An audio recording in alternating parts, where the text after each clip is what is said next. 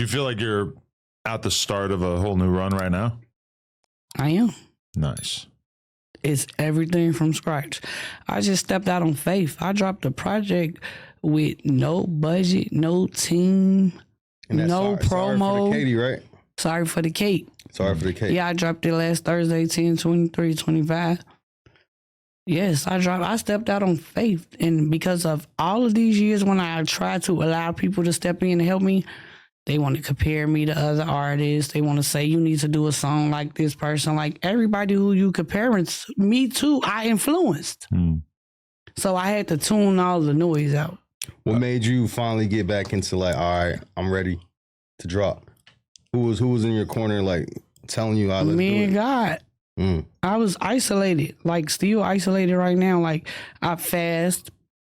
I got baptized again at sunrise service. Even the kids was out there going crazy, saying I'm getting baptized with Katie got Bandz or whatever. Like when you keep God first, everything else is gonna follow suit anyway.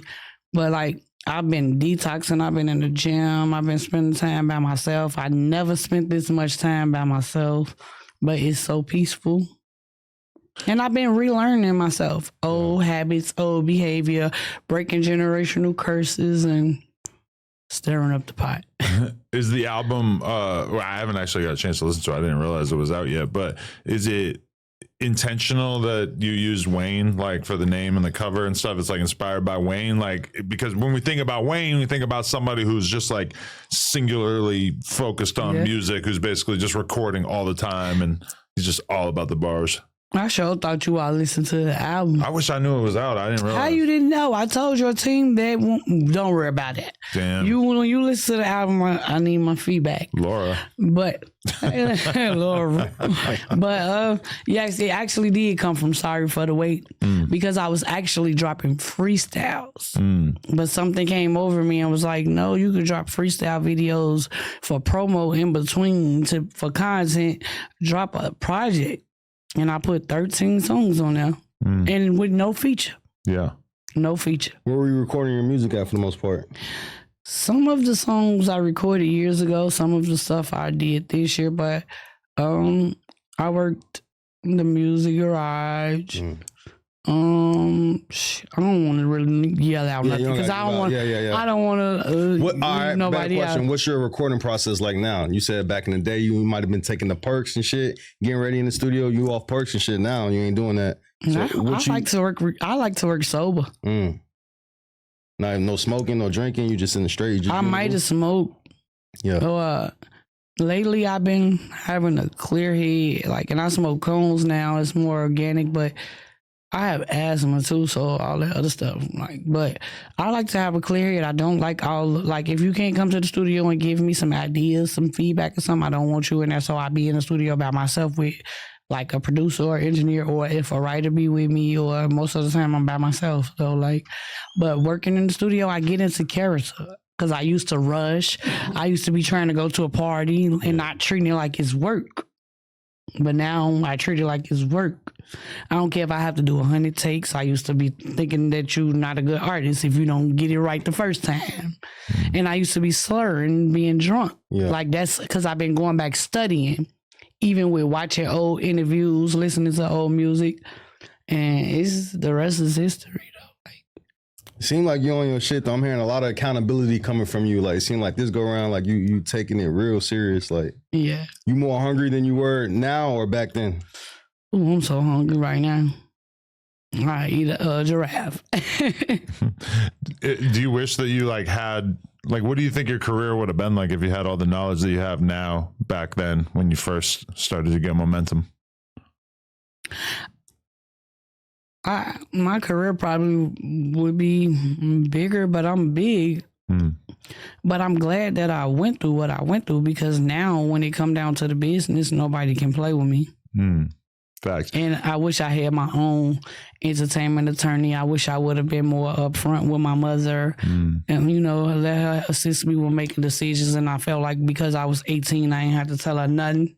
But when it got real, who had your back? Your mama. Definitely.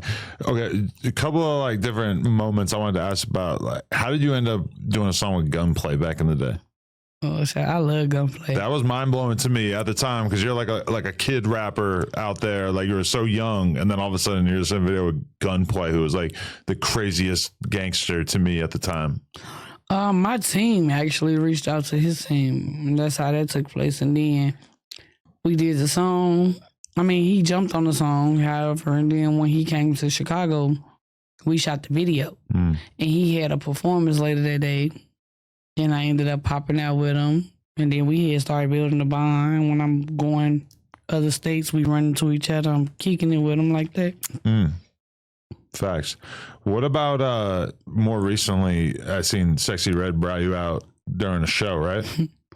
Yeah. What show was that? And how did you even get in touch with her about that?